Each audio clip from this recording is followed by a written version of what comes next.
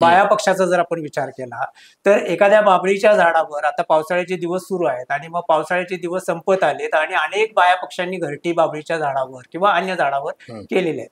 तर असंख्य अशी घरटी बाभळीच्या झाडावर किंवा अन्य झाडावर आपण बाया पक्ष्यांची पाहतो. तेव्हा इतकी असंख्य घरटी जेव्हा पाहताना मनात हा विचार येतो, की एकोप्याने राहण्याची जी वृत्ती आहे त्यांची, ती खूप महत्त्वाची असते.